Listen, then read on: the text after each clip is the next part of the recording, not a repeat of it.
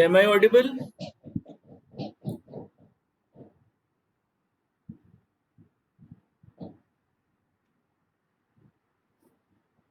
Just write in the chat box.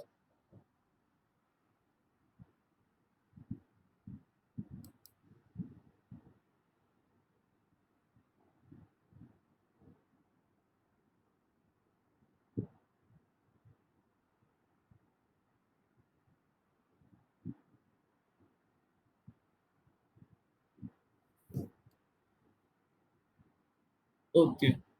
So I am sharing you the today's lecture slides.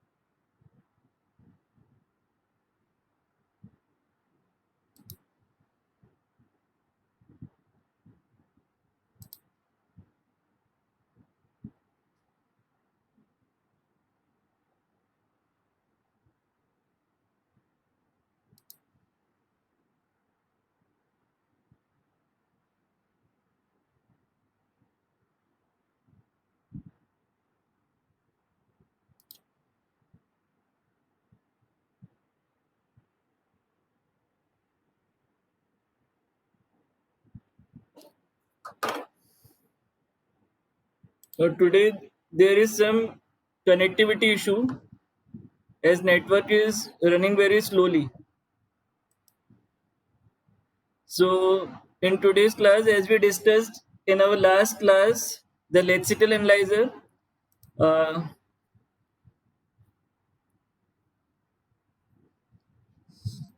its introduction and token pattern and lexeme, all of this we discussed in our last class, and we already discussed uh, how to find how to count the tokens if a question is given, to find out the tokens. So these questions are very much there in your objective or competitive exams. So as we discussed its solutions in the last class, so now we start. Now the today's topic is the theoretical foundation of lexical analyzer. So what is the basis of lexical analyzer? So as you can see that there are two theoretical building blocks that have helped make scanners, or we can say the lexical analyzer construction, efficient and automatic. So these are the building blocks: the finite automata and regular expressions. So you already know what is finite automata and regular expression, as we already studied in theory of computation subject. So finite automata and regular expressions are the building blocks for construction of lexical analyzer, which we also called as the scanner. Now moving on to the next slide. Now we are going to discuss first what is finite automata.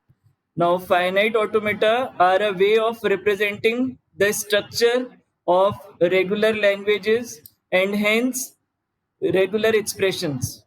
So there are two types of finite automata. First is deterministic finite automata, and the next is non-deterministic finite automata. Both of these are used in the construction of many types of scanners, or we can say the lexical analyzers. Even when scanners are written by hand means not by any type of programming. The state based approach and result from finite automata are used. State based approach we already see in the finite automata. When we draw the finite automata, there are certain states in which one of the state is the initial state, and the state having the two circles are termed as the final state or accepting state. So moving on to the next slide. So these are the five tuples, as you already know, but just refreshing it. The finite automata consists of five tuples. So these are the five tuples: a set Q, a set of states Q, an input alphabet sigma, a transition function which is denoted by delta, a start state, or the we can say the initial state is been denoted by Q naught. Yeah, here zero is, or the naught is in the subscript. A set of accepting states, where which is denoted by F, and but F is the subset of set of states which is denoted by Q. So we can write these five tuples in this way also, like Q, set of states, input alphabet, transition function, uh, the initial state, you can treat as Q naught, and the set of accepting state which is denoted by F. Here it is wrongly written as S naught, but you can treat it as Q naught. Now moving on to the next slide. Now these are the states. A state has been represented by a circle. The start state has been shown with the circle, and an arrow is pointing towards it. It is the start state. Then accepting state is denoted by double circle, and a transition has been.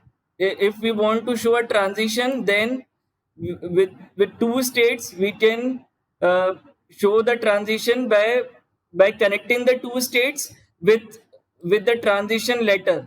Here A is the transition letter, or with the use of A we can move from first state to the second state.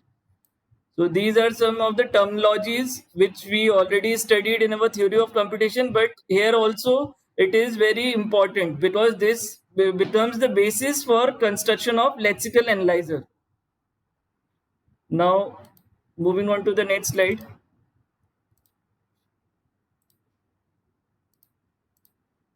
Now, deterministic finite automata. In deterministic finite automata, one transition per input per state is there, and here no epsilon moves are there. Whereas in case of non-deterministic finite automata, it can have multiple transactions for one input in a given state, and it can have epsilon moves as well. Finite automata have finite memory, so need only to encode the current state. It cannot store the memory.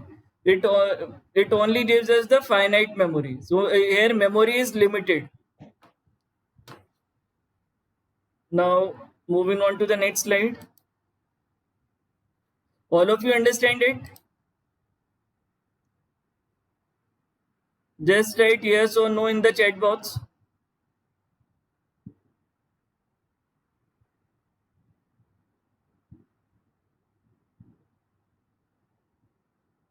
Okay, so moving on to the next slide. If you find out some problem, then you can go through your theory of computation notes, which we already studied in our theory of computation.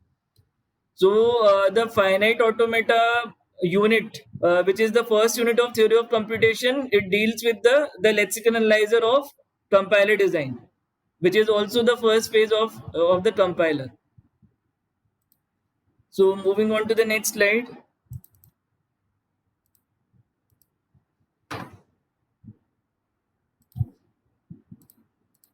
Now a DFA can take only one path through the state graph. So it completely determined by input. But in case of NFA, whether to make epsilon move, because epsilon move are there in the NFA, and which of the multiple transactions for a single input to take. So this is the question in case of NFA. So which of the multiple transaction for a single input we should take. But in case of DFA, it is much more deterministic. In case of a particular input, which state we can go. So in case of DFA, it is deterministic. We can definitely know after getting the transaction or which state it can move. But in case of NFA, in but as multiple transactions are there, so we cannot determine after getting a single input which state we can move forward or backward.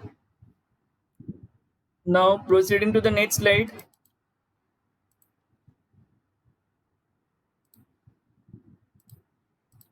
Now NFAs and DFAs recognize the same set of languages, which is also known as the regular languages.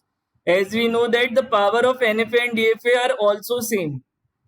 Now the DFAs are easier to implement because in case of DFA we exactly know after getting the transaction which state we can move. So there are no choices to consider. So that's why the DFA are easier to implement.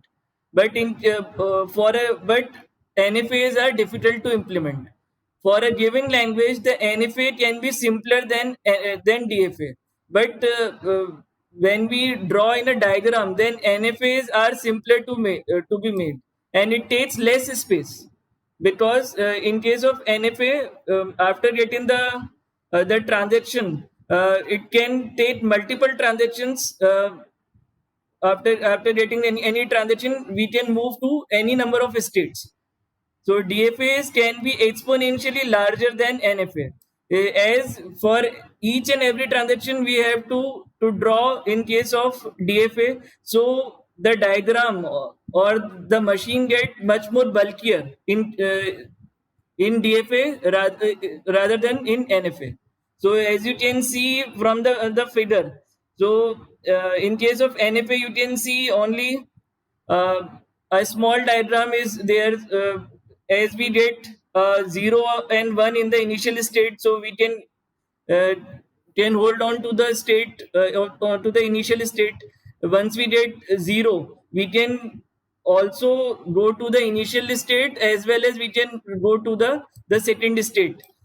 uh, so this is the NFA. But in case of DFA, we need to draw each and every transaction to every state.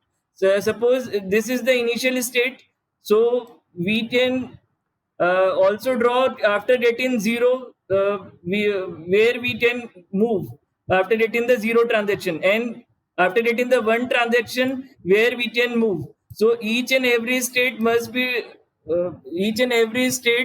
have knowledge about every transaction. So as you can see, this is the second state. So we need to also draw the transaction 0 and 1 from this state as well.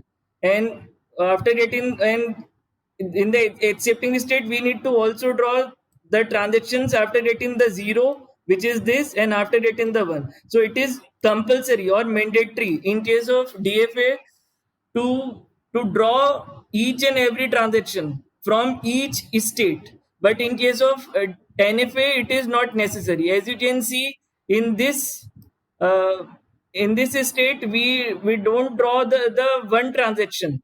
In the same way, in this accepting state, in case of NFA, we don't draw the 0 and 1 transaction from this state. But in case of DFA, we need to mandatory draw each transaction from every state.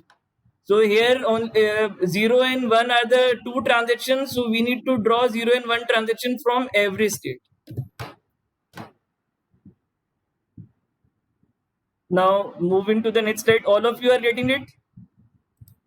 You need to just refresh the this unit from the theory of computation subject, which you already studied in the previous semester.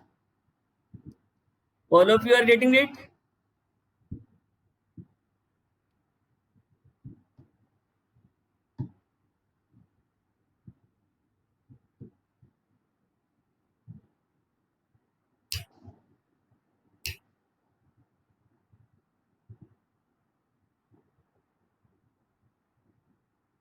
Okay, so proceeding further to the next slide.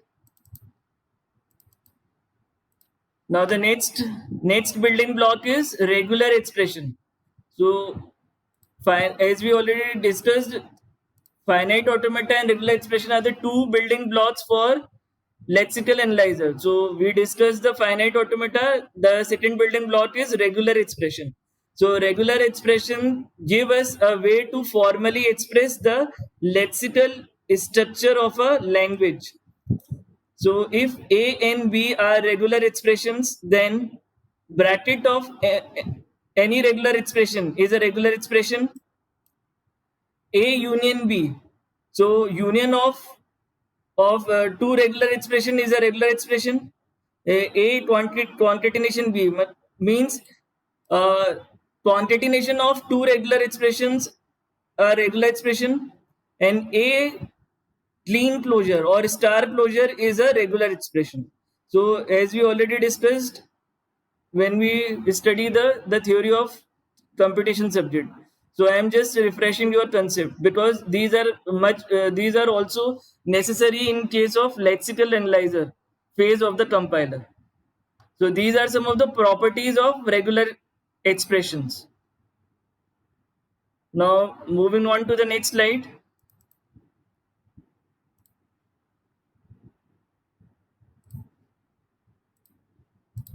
Now, as you can see that epsilon is a regular expression, so we can write this as this. L epsilon means language epsilon is equal to bracket in epsilon. If A is a symbol in input alphabet, if A is any input alphabet, then A is a regular expression and it is written as this.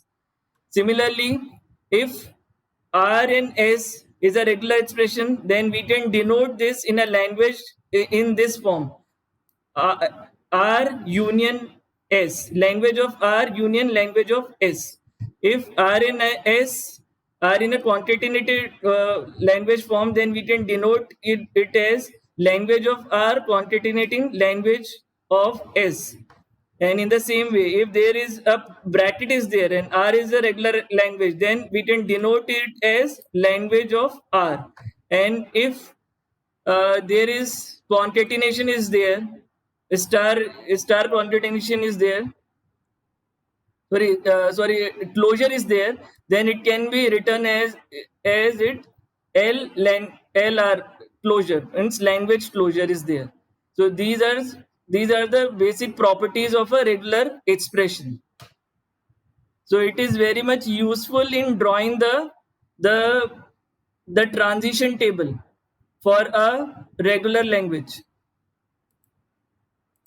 Now moving on to the next slide. Now the regular definition. So for notational convenience, we may wish to give names to regular expressions and to define regular expressions using these names as if they were symbols.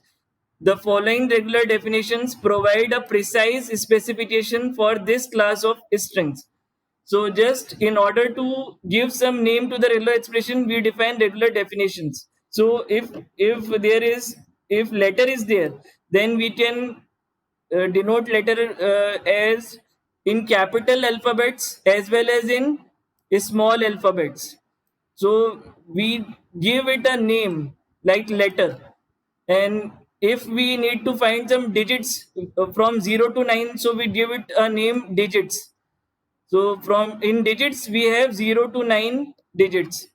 ID, so ID can be letter, then letter union digit uh, closure.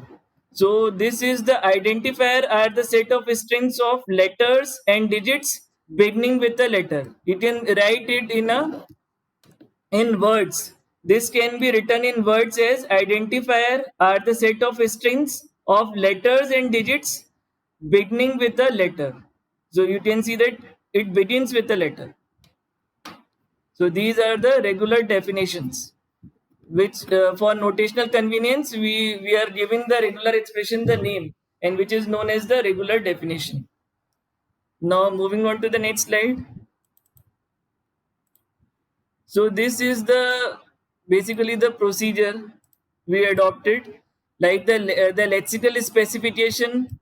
From lexical specification goes to the regular expression. From regular expression, we draw the NFA, non-deterministic finite automata. Then we convert this non-deterministic finite automata to deterministic finite automata, and after DFA, it table-driven implementation of DFA. So we convert it into a transition table. So this is the steps, or you can say these are the workflow from regular specification to a table-driven implementation of DFA. It follows this terminology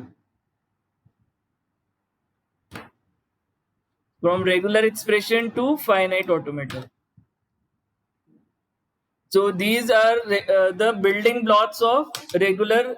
Sorry, these are the building blocks of lexical analyzer. Now moving to the next slide, the transition diagram. As you already know, what is the transition diagram and the transition table. So after we study the DFA and NFA, we need to draw the transition table and transition diagram as well. So the transition diagram has a collection of nodes or circles called states. Each state represents a condition that could occur during the process of scanning the input, looking for a lexeme that matches one of the several patterns. So we need to find out the lexeme following which matches the one of the patterns. So edges are directed from one state of the transition diagram to another. Each edge is labeled by a symbol or set of symbols. If we are in one state S and the next input symbol is A, we look for an edge of state S labeled by A, as we already see in the diagram. If we find such an edge, we advance the forward pointer and enter the state of the transition diagram to which that edge leads. So, following the path, we can move forward and goes to the next state with the use of transition diagram. So, so this is the steps which can be converted in words for the transition diagram. So moving on to the next slide. So these are some important conventions about transition diagram. So the conventions are there. Certain states are said to be accepting or final. These states indicate that a lexeme has been found. So once you get accepting or final state, we can also indicate that a lexeme has been found. Although the actual lexeme may not consist of all positions between the lexeme begin and forward pointers, we always indicate an accepting state by a double circle.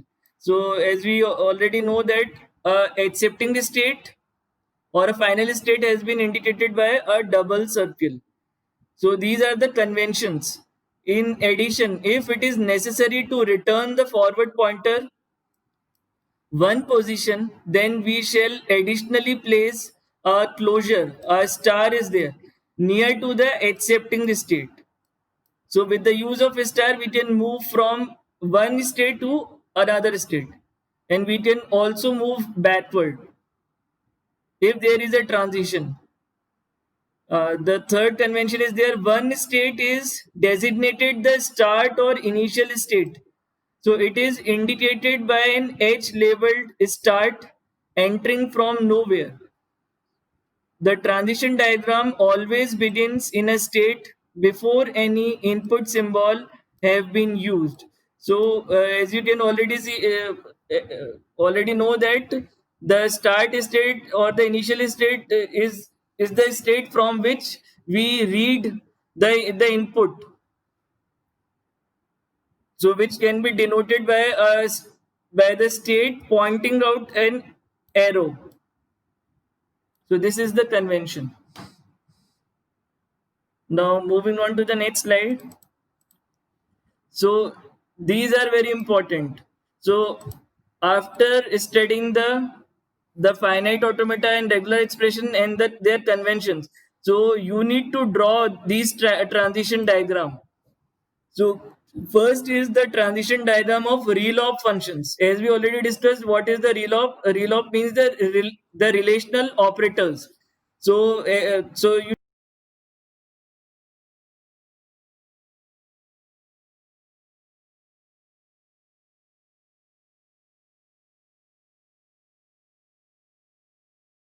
to, and then not equal to is denoted by this. So these are the 6 relational operators.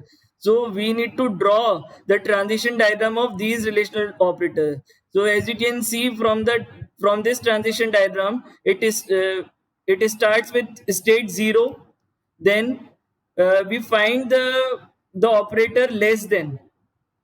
So after we find the operator less than, it moves to state 1. Then after state 1, there can be 3 possibilities are there. We can get the less than equal to. So in the first possibility, we can get the less than equal to.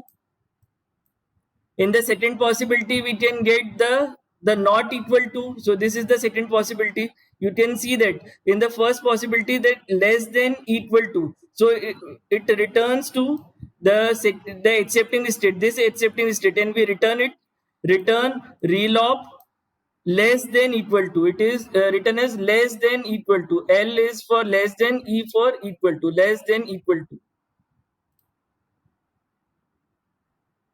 to. Just a minute. There are some more participants waiting. I am just allowing them.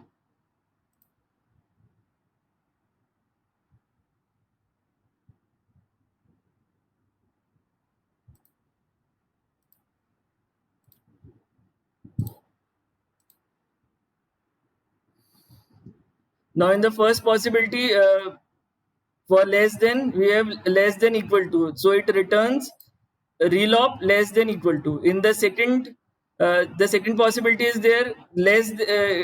If we denote this, the less than sign equal to sign, it is known as the not equal to sign. So here it return relop not equal to. It is denoted as any, not equal to. So there can be third possibility as well. After less than, we can get any of this. So the third possibility is general one, so it is denoted with the asterisk sign. So it can be only the less than, so it is return relop. So it LT means less than only. So for less than only, it returns the less than. So there can be second possibilities. I think so. Here from less than symbol, we cover the 3 relational operators: less than, equal to, less than, and not equal to. So the fourth relation operator is equal to. So it returns state 5. So we return relop equal to. And the two relational operators are left, which are associated with greater than. So from greater than, we have the two possibilities. First is the greater than, which is general, so we can denote it by the asterisk sign. So it returns relop greater than. And the other possibility is greater than equal to. So uh, it is denoted in accepting the state 7. So we return relop greater than.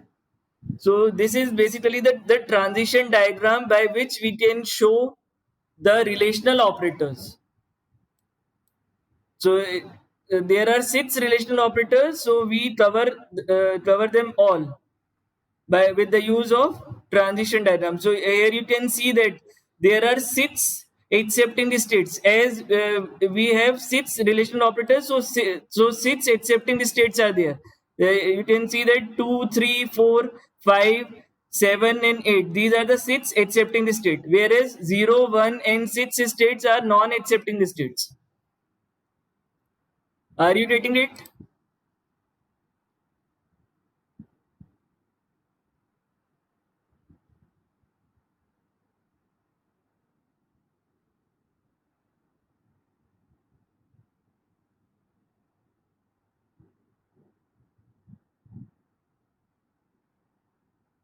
Am I audible to you?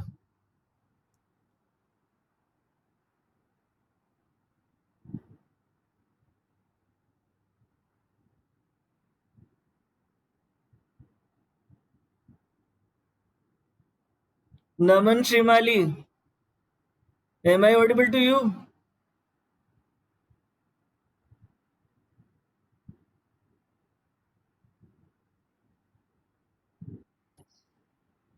So why are you written that no voice is there?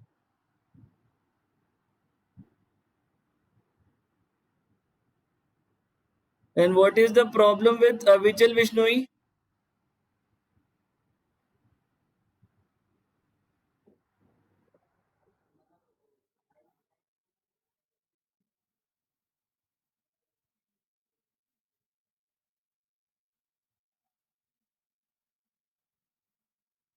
So what type of change you want in the slides?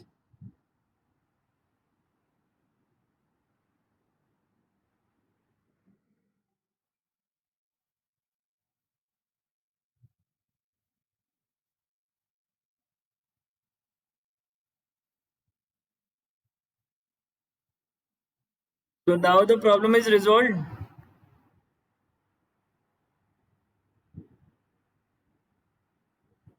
Okay.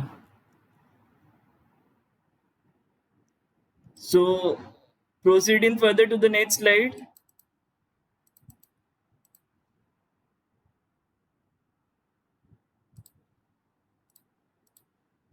Now these are the transition diagram for reserved words and identifiers. As we already know, the identifier is letter, starts with letter, then combination of letter and digits, and it can be at the last asterisk mark is there, the closure of this. So we can draw this with the use of transition diagram as it starts with letter, then there can be combination of letter or digits, and then we then the accepting the state asterisk is there. So it returns the get token and install ID. So this is the way we can represent it with the use of transition diagram. The ID or reserved words, we can represent it using transition diagram by using this transition diagram. So you need to, I think, first of all, you need to just remember such type of transition, how you can draw uh, the transition diagram for particular, like for particularly for relational operator like relop, and how you can draw the transition diagram for identifiers and keywords. So you need to just remember it. Then the transition diagram for unsigned numbers. So you can see that this type of diagram is there for unsigned number. Although it is very big diagram, so that's why it is not popular. So you can see that for unsigned number, it starts with digits. Then there can be any number of digits. Then a dot is there. You can see that a dot is there. Then again digits. Then combinations of digits, then e is there, then plus and minus is there, then digits and so on. So it's a very big diagram and it is not popular, but it but if you want to draw unsigned number transition diagram, then it must be like somewhat like this.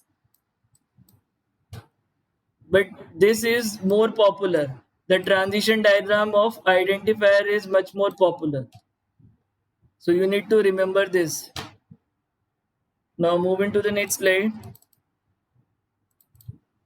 And this is the transition diagram of white space. So as you so white space is you remember that white space is a combination of tab, new line is there is the combination of white space. So its transition diagram is just like this. It's like delim, then delimiter means it is for delimiters and with others. So this is the transition diagram for white space. Now moving to the next slide. Now lexical errors. So during the lexical analysis phase, this type of errors can be detected, which are known as the lexical errors. So lexical error is a sequence of characters that does not match the pattern of any token. So if the sequence of character does not match the pattern of any token, then they are called as the lexical errors. So lexical phase error is found during the execution of the program.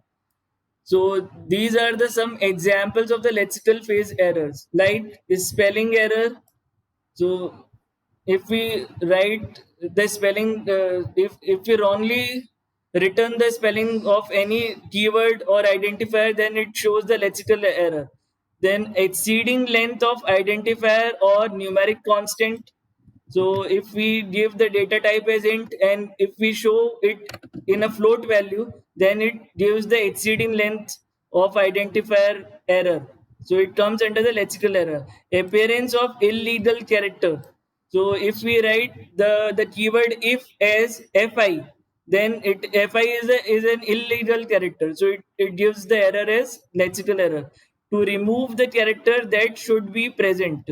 So if we remove any character which is present in our program, then it shows the missing character. So it is also a form of lexical error. To replace a character with an incorrect character. So if we have some characters in our program, or you can say some identifiers or variables are there, and if we replace that variable with other variable, then it gives the incorrect character error to our program, which is the form of lexical error. And the transposition of two characters. The transposition means if we interchange the two characters in our program with each other, then it gives also the error, which is the form of lexical error. So such type of errors are termed as lexical error, and it is these errors in lexical analysis phase. Now moving to the next slide. Now it is a very important tool which is also known as the lexical analyzer generator. And you also in your syllabus you also find some practicals related to Lex. So Lex is a program that generates lexical analyzer. It is used with Yak parser generator. So in the second unit we will going to study the Yak program as well. So with the combination of Yak, we can also use the Let's program. So the lexical analyzer is a program that transforms an input stream into a sequence of token. So with the use of Let's, we can generate the sequence of tokens, which then these outputs become the input to the syntax analyzer.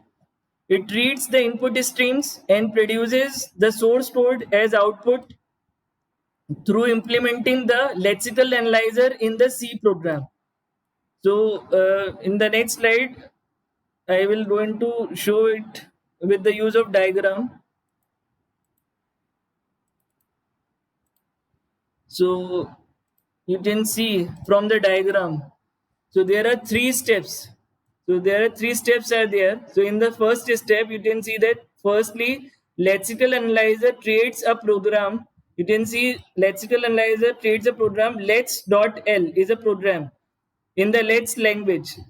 Then Let's compiler. You can see that this is the lexical compiler or the Let's compiler. Runs the Let's.l program and produces a C program. So this is the C program in C language program. Let's.yy.c. It gives you the file let's.yy.c. So once we got the let's.yy.c file, then it runs in the C compiler. So and produces an object program a.out. So this is the object program. This is the object program.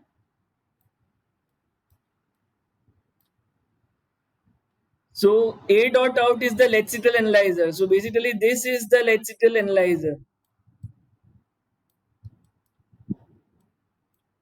that transform an input stream into a sequence of tokens. So once we input the streams, the lexical analyzer A dot out file gives us the sequence of tokens. So it behaves the lexical analyzer. So these from these three steps we generate the lexical analyzer, which in this case the A dot out file, which produces the sequence of tokens. So these are the three steps which are performed by the Let's program. It is very important in terms of theory as well as in practicals, because in your syllabus you have three programs related to let's analyzer or let's program. So moving on to the next slide. So let's specification. So a let's program .l file, which we find in the first part, .l file consists of three parts. The first is declaration, the second is translation rules, and the third is auxiliary procedures. So these are the three parts of a .l file. Now we will discuss it one by one. What does it mean? Now first is declaration.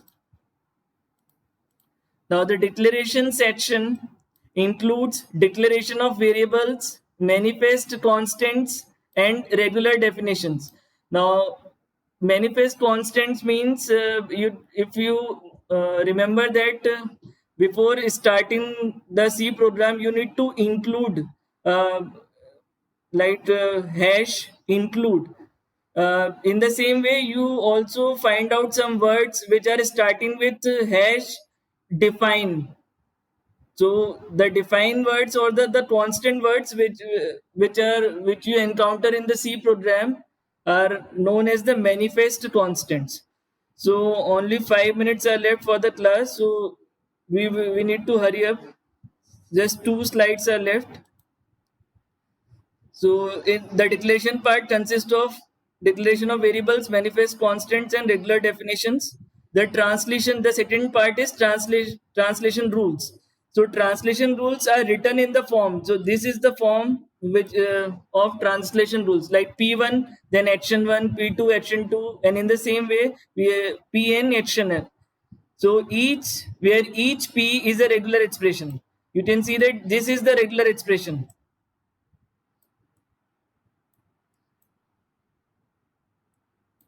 And each action is a program fragment describing what action the lexical analyzer should take when a pattern P matches a lexeme.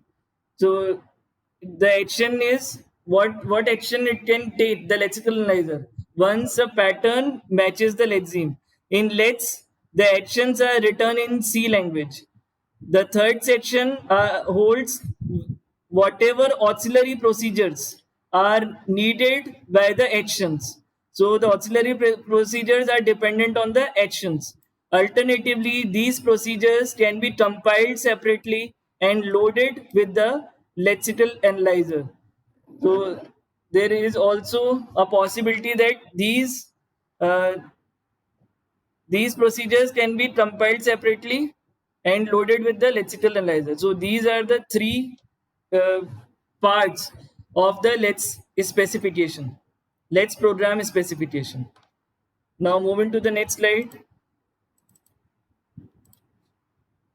Now this is this part is of your compiler design lab, and as you can see from your syllabus, then up till now there are eight programs that are in context to unit 1. You can find that these three programs, the number 1, 2, and 3, these programs are related to the Let's program. You can see that Let's program. So these three programs are related to Let's program, and these programs are related to the your total number of keywords, like count total number of operators. As we already discussed in our last class, count the number of tokens.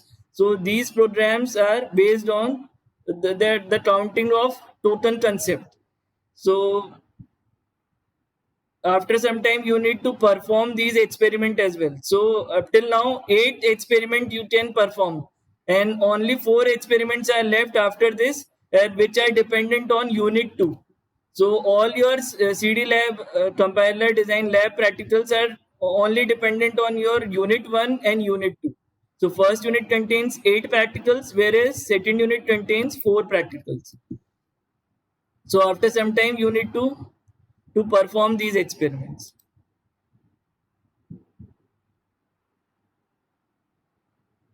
All of you are getting it? So that's all for today's class. Thank you very much. I will share these slides later today.